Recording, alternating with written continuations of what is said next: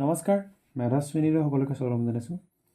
ইয়াৰ আগৰ ভিডিঅ'কেইটাত আমি 2016, 17, 18, 19, 20 আৰু 22ৰ MCQখিনি আলোচনা কৰিলোঁ মেট্ৰিকত অহা।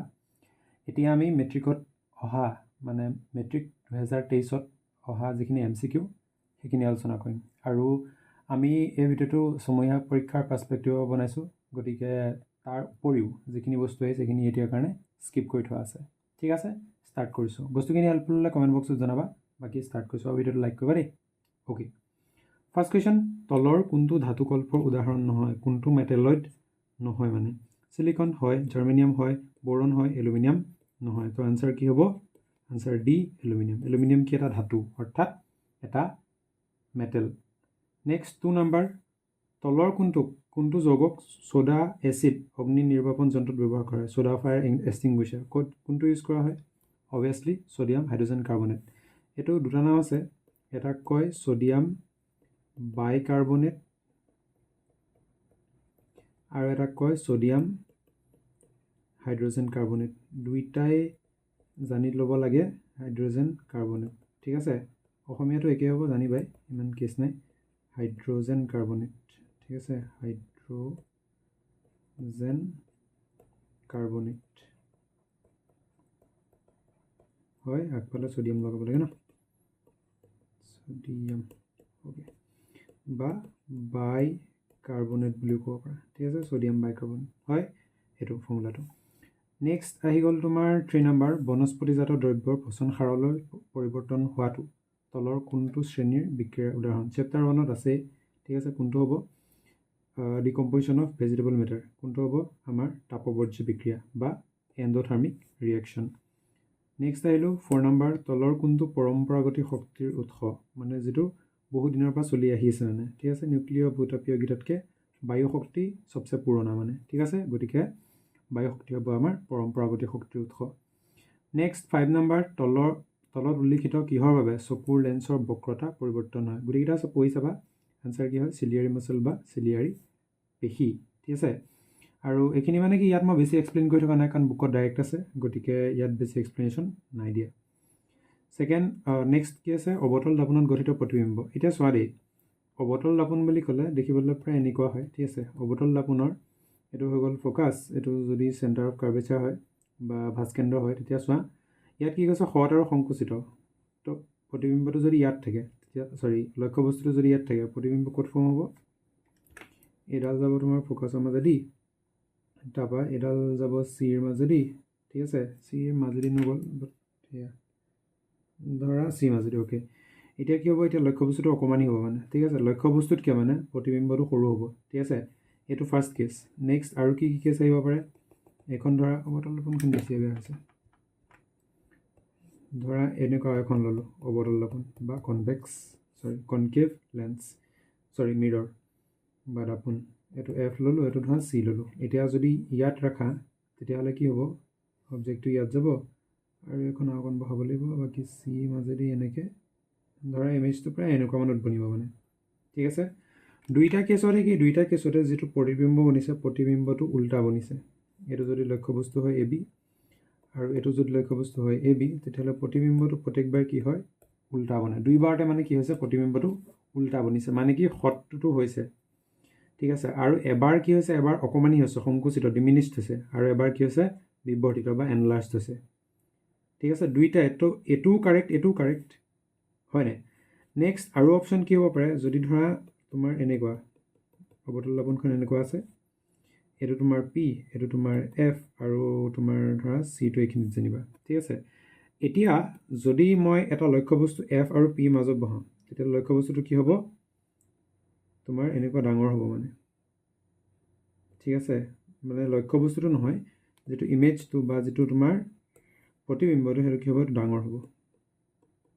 ঠিক আছে, গতিকে আমি কি পালোঁ? যদি প্ৰতিবিম্বটো অসৎ হয়, এতিয়া চোৱা এইটো ভাৰ্চুৱেল বা কি অসৎ প্ৰতিবিম্ব নহয় জানো? এইটোক অসৎ বুলি ক'ম। ঠিক আছে, বা ভাৰ্চুৱেল যদি হ'বলৈ হয় ন, প্ৰতিবিম্বটো কি হয়? অসৎ হয়। মানে ভাৰ্চুৱেল প্ৰতিবিম্ব যদি হয় বা অসৎ প্ৰতিবিম্ব যদি হয়, তেতিয়াহ'লে অবজেক্টটোৰ যিটো চাইজটো, মানে ইমেজটোৰ যিটো চাইজটো, সেই চাইজটো কি হয়? চাইজটো ডাঙৰ হয়।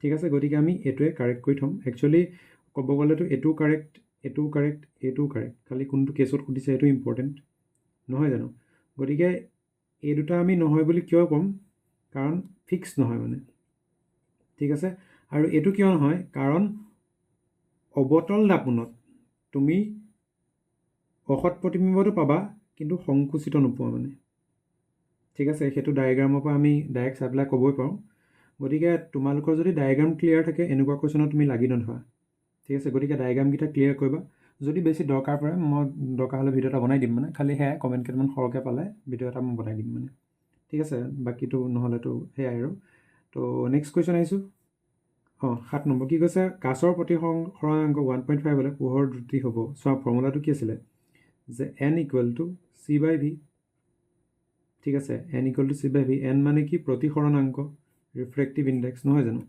এইটো আমি ফৰ্মুলাটো জানো এইটোক n বুলি ক'লোঁ এইটোক n বুলি ক'লোঁ প্ৰতিসৰণাংক হয় নাই c/v c মানে কি পোহৰত দ্ৰুতি পোহৰত হেৰিয়ৰ দ্ৰুতি মানে কি আছিলে পোহৰৰ দ্ৰুতি শূন্যত মানে ঠিক আছে c = কিমান 3 × 10⁸ মিটাৰ/ছেকেণ্ড ঠিক আছে গতিকে এই অংকটো মই কৰি চাওঁ ৰ'বা n মানে কি 1.5 হ'ব কাছৰ প্ৰতিসৰণাংক দিয়া আছে c মানে কিমান 3 × 10⁸ v ঠিক আছে v মানে কি তোমাৰ কাছত পোহৰৰ দ্ৰুতি ঠিকে আছে এইটো কাছত পোহৰৰ দ্ৰুতি মানে speed of light in glass ঠিক আছে যদি এই দুটা পূৰণ কৰা কি হ'ব ভিটো ইয়ালৈ আহিব আৰু 3টো ওপৰত থাকিব 10⁸ এইটো কিমান এইটো 1.5 ঠিকে আছে ন গতিকে 1.5 আছে মই এটা কাম কৰোঁ কি কৰিম যে 1.5 আচ্ছা এনেকৈ চাওঁ 1.5ৰ লগত যদি 2 পূৰণ কৰা কিমান পোৱা 3.0 পাওঁ মানে কি 3 নোপোৱা জানো তো আল্টিমেটলি 1.5 3 কাটিলে 2 নাপাম জানো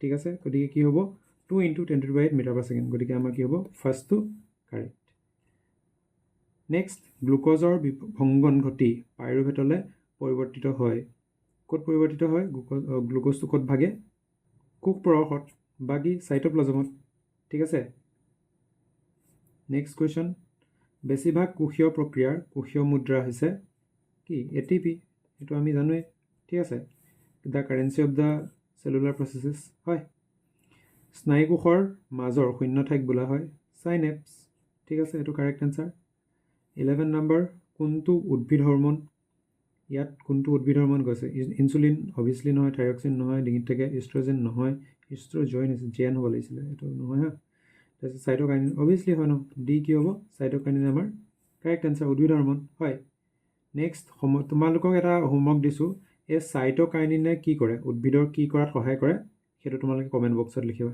ঠিক আছে তাৰপিছত নেক্সটটো কৈছে সমসংস্থ মানে কি সম ঠিক আছে সমসংস্থ মানে কি সিহঁতৰ অৰিজিনটো একে ঠিক আছে সিহঁতৰ উপৰি পুৰুষজন একে অংগবোৰ কি আছে যিবিলাক জীৱ থাকে জীৱবিলাকৰ যিবিলাক অংগ থাকে সিহঁতি একে বা বেলেগ ধৰণৰ কাম কৰিব পাৰে মানে ঠিক আছে আৰু এই জীৱবিলাকৰ কি হয় প্ৰত্যেক পুৰুষজন বা মানে ককাক আজু ককাক একদম মতলব ওপৰৰ ঠিক আছে ওপৰৰ যিজন তোমাৰ এনচেষ্টৰ সেইজন কি সেইজন এজনেই মানে ঠিক আছে বা একে ধৰণৰ বা একেই ঠিক আছে তো তাহাঁতক কি বুলি কয় তাহাঁতৰ যিখিনি অংগখিনি সেই অংগখিনি কি বুলি কয় সমলোগাছ বা সমসংস্থ বুলি কয় এতিয়া চৰাই দেউকা আৰু বাদুলি দেউকা নিমিলে পখিলাৰ পাখি বাদুলি দেউকা নিমিলে ভাটৌ চৰাই পাখি মৌ মাখি পাখি নিমিলে পাৰ চৰাই পাখি আৰু হাত মিলে মানে মানুহ আৰু চৰাই মিলে মানে ঠিক আছে বাদুলি আৰু তোমাৰ চৰাই নিমিলিব ঠিক আছে নেক্সটটো লাগিছোঁ কোনযোৰ ক্ৰমজমে মানুহৰ সন্তানৰ ক্ষেত্ৰত পুৰুষ লিংগ নিৰ্ধাৰণ কৰিব XX নহয় XY হয় ঠিক আছে গতিকে এইটোতো আৰু XX হ'লে কি হ'ব এইটো ফিমেল হ'ব মহিলা হ'ব মানে ঠিক আছে XYটো কি হ'ব মেল হ'ব গতিকে আমাৰ এনচাৰ কি বি হৈ গ'ল আমাৰ এনচাৰ ঠিক আছে তো আশা কৰোঁ বস্তুখিনি বুজি পাইছে চাগে বস্তুখিনি হেল্পফুল হৈছে চাগে যদি হয় কমেণ্ট বক্সত জনাবা যদি নহয় তেতিয়াও জনাবা আৰু যদি ইয়াত কিবা